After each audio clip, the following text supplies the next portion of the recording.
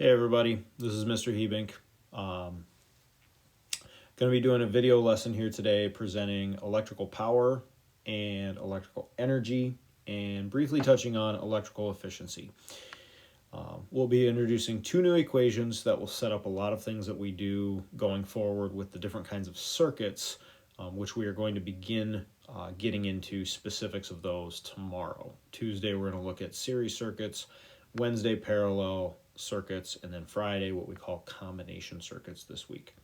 But this will set up the final couple of components so that we have all the tools and background for those different types of circuits.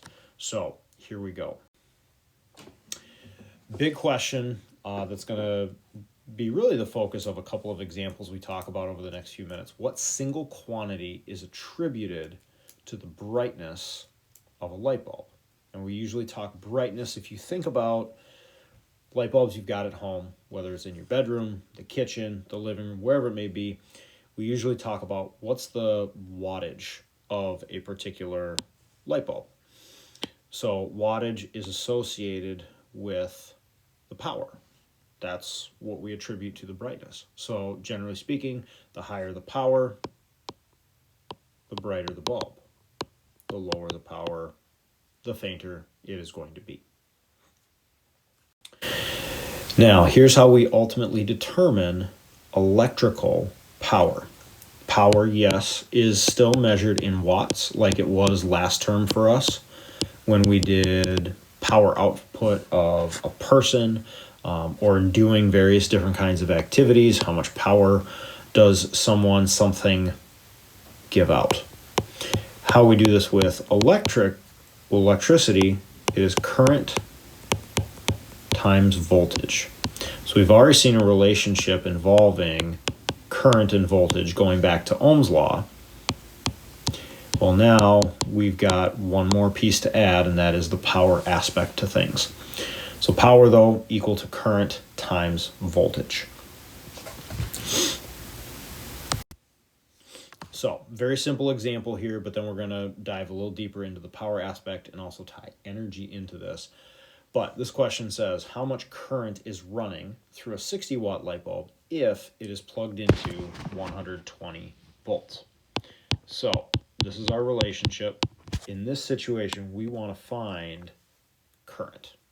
So if I go about rearranging this equation up above for current, it's going to end up being power divided by voltage. And we know both of those values, 60 watts and 120 volts, we end up with a current of 0.5 amps. And so from a relationship standpoint, from an algebra standpoint, this one is pretty straightforward. Very similar to Ohm's law that we introduced last week, back before Thanksgiving. But again, a little bit different when we bring in that power component. So we kind of addressed what this question here is getting at the very beginning of this a few minutes ago. What is different about a 60-watt bulb compared to a 100-watt light bulb? The biggest difference is if we were to have both of these connected to identical circuits, the difference is simply their brightness. Now, what's ultimately happening, and this goes back to our definition of power back in Unit 3, so this is back like mid-October, a watt is the same thing as a joule per second. So if I have 60 watts versus 100, my 60-watt bulb is using 60 joules of energy every second that it's turned on. The 100-watt bulb is using 100 joules every second that it's turned on. That's what the difference is as far as the quantities, as far as the usage of these. So what does that look like for us? Well, here is how we determine electrical energy. So E is our energy, measured in joules like it has been. Here's your power again, measured in watts, and time measured in seconds. Now, we talk about things typically as far as electricity, devices, things that are connected, plugged in, turned on. We should talk about the power, but in the grand scheme, the big picture, energy is really what matters. Not that any of you have had to pay an electric bill yet at this point in your lives. Hopefully that at this stage that, that's your parents, your grandparents type of jobs and roles. But one day that's going to happen. You are charged based on your electrical energy usage. And they don't actually measure in joules. They measure in a unit that you see down here at the bottom of the screen, kWh. This is a kilowatt hour. And I'll write that out just so you can see what that is. Kilowatt hour. Now, it is a unit of energy. Kilowatt is power. Hour is time. So you still have power times time. It's just a different set of units. Now, the main reason for that is the number of joules of energy we use in a given day, a given week, a given month that we'd be charged by. The number is going to be absolutely enormous. Kilowatt hours brings the numbers down, and it's easier to charge based off of that without just dealing with all kinds of zeros and that kind of thing. So this conversion that you see here, 1 kilowatt hour equals 3,600,000 joules. I would definitely highlight that. I would add that to your note card, jot that down. It's going to be very useful. And we will look at one example here in just a moment where you can see how we can actually use that conversion and where you might see it on a homework problem, etc. So here's our example. Now there's 3 parts to this. We're really just going to be doing parts B and C, because when you look at the numbers and the information that's sitting out here on this problem, we actually did part A a few minutes ago on an earlier slide. But nevertheless, part B, part C, going to be really key. Part B initially, when we go through it, finding the resistance might seem like, where's the connection here? What's the point in doing this? The final thing we'll touch on here in a few minutes, you're going to see exactly why. But here's our situation. We have a standard 60 watt light bulb connected to a 120 volt source plugged into a normal outlet. We want to find the current, the resistance, and the cost to use it for 8 hours if it costs 7 cents per kilowatt hour. Okay, so part A, find the current. We actually did this already because we had this exact same light bulb and the exact same voltage. So the current was 0.5 amps. Part B, find the resistance. Now, if we look at what we covered in these first few minutes here today, equation for power and the equation for electrical energy, there isn't resistance anywhere in there. So we have to go back to last week with Ohm's law, and that's V equals I times R. So we do have that, and V over I, which again, we used this quite a bit last week and we'll continue throughout this week with all our different circuits. But our voltage of 120 divided by our current of 0.5 amps is going to give us a resistance of 240 ohms. So there's your answer. Now again, in the moment here right now, this might seem like, okay, don't quite see why we're doing this one. This doesn't make a whole lot of sense. There is a reason for it, and you'll see here just in a moment or two.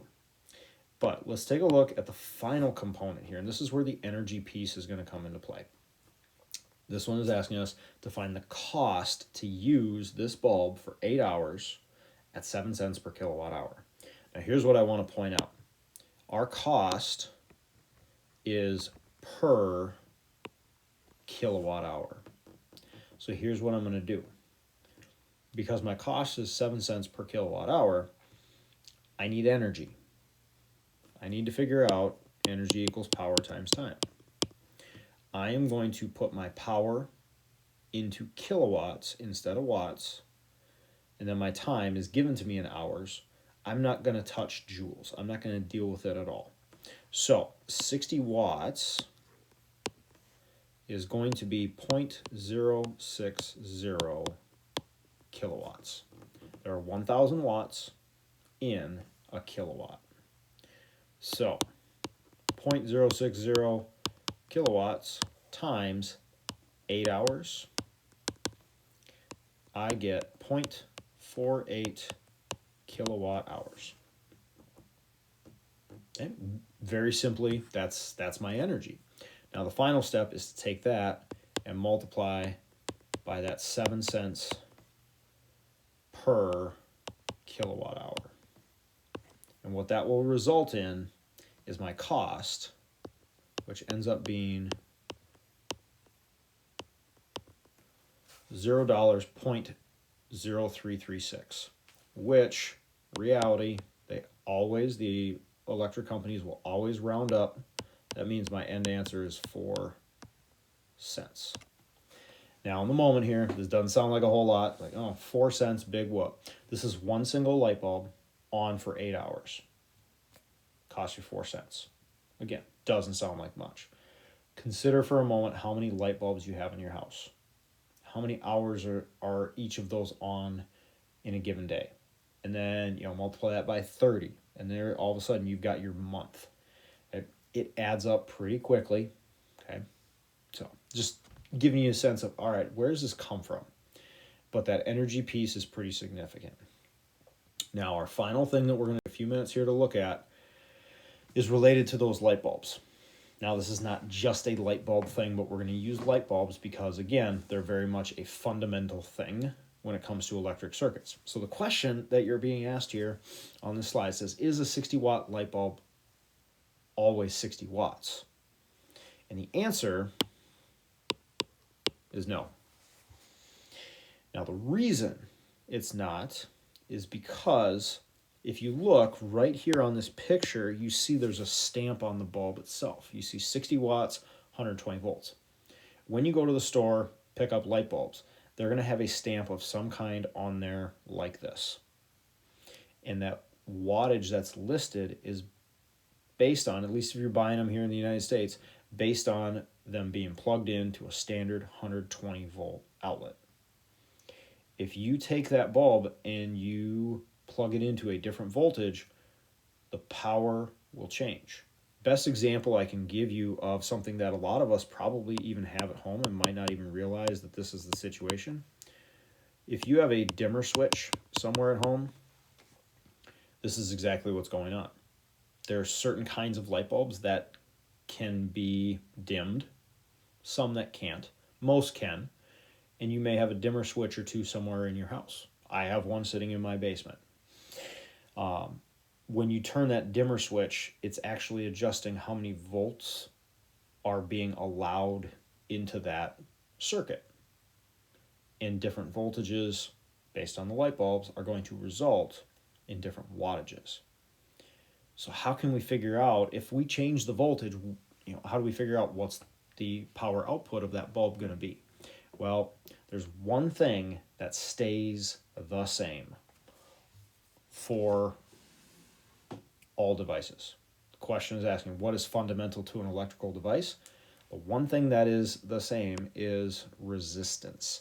Power can change. Energy consumed per second can change. Current, voltage, they can all change if one of the other things changes. Resistance cannot change about a light bulb in pretty much all devices. They cannot change.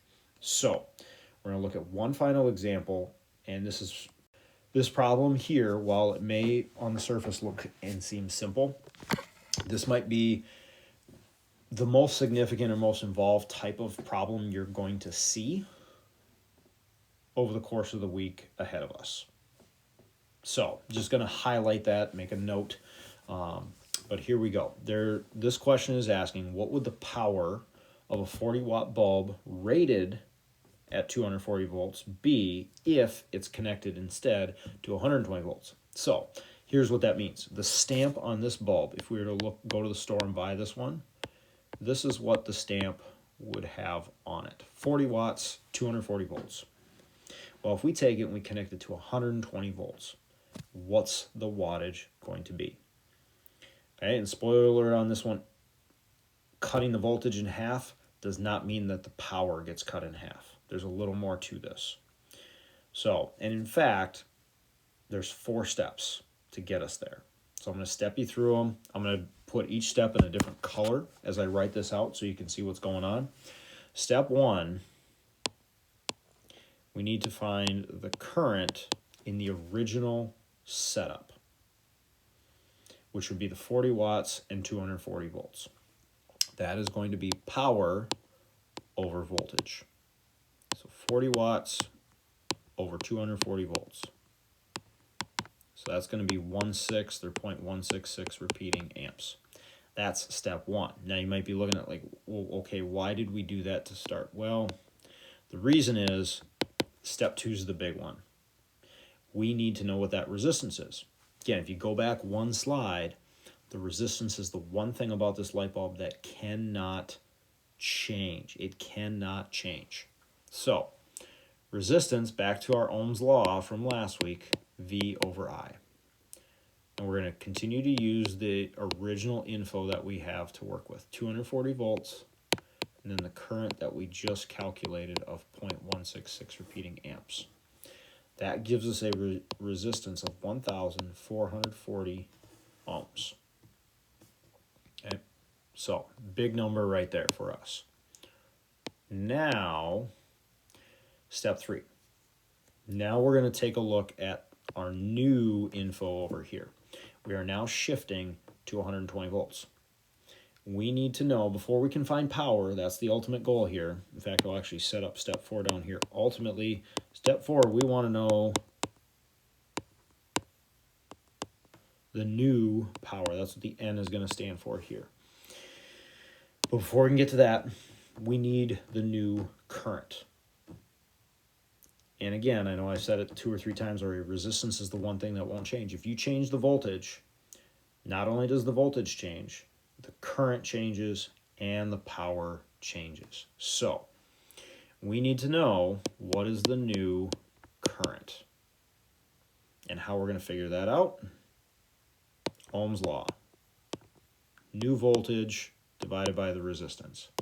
So a new voltage of 120 over our resistance of 1440, and we end up with a new current of 0.0833 repeating amps. So that can go down here to help us find our new power. 0.0833 amps times the new voltage of 120. That gets me a power of 10 watts. So, now there's a lot going on in this problem. 4 steps, but part of the reason I laid it out the way that I did is so that you can see exactly how one like this would work. Now, this is a very specific situation. We're not going to see this all the time. But if we take a device, again, we're using the example of a light bulb, if we take that and connect it to a different voltage from what it's been rated at, this is the process we'd have to go through to be able to see what does the new power end up being. Okay, again, highlight this slide, star it, box it. It's a big one. So as we wrap this up, one last kind of definition. We're not going to go through an example here, but the term electrical efficiency. Useful output versus the total amount of energy going in. You probably heard efficiency. Basic idea is knowing what does it mean and how can you figure out what the efficiency is of a particular device. Okay, electrical devices typically aren't 100% efficient. In fact, a lot of them aren't very efficient at all. Okay, a standard ordinary light bulb, if you take a look at what it says here, a 100 watt bulb converts 18 joules of electrical energy into light every second. Well, here's the useful versus the total thing.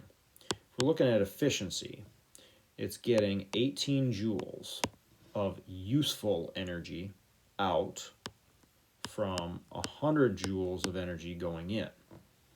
Multiply by the 100 to get a percentage. This thing is 18% efficient. That's not great. Okay.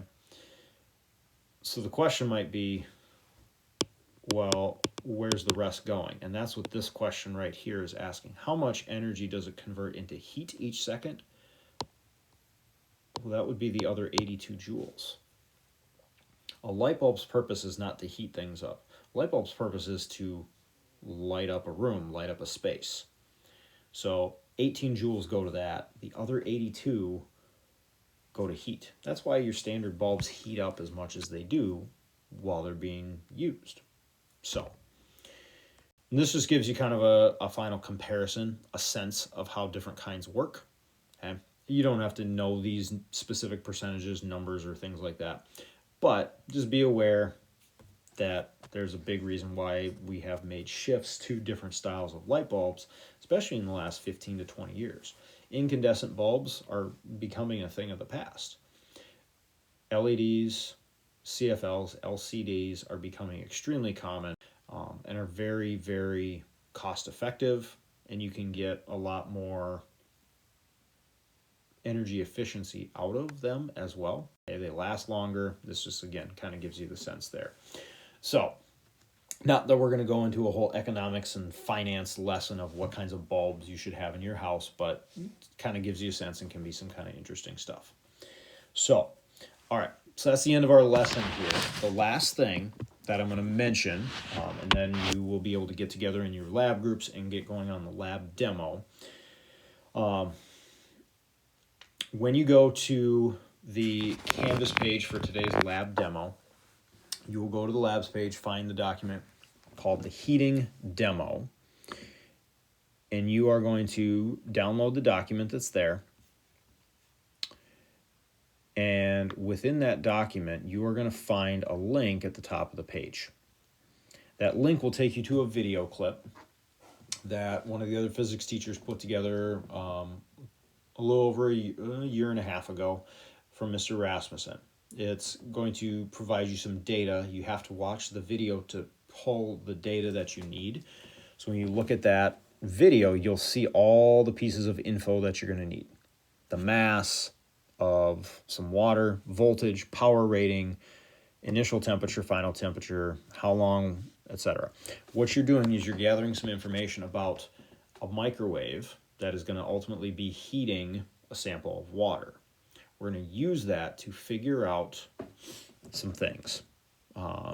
Ultimately, how much electrical energy was used, how much heat was absorbed by the water, and how efficient is the microwave itself.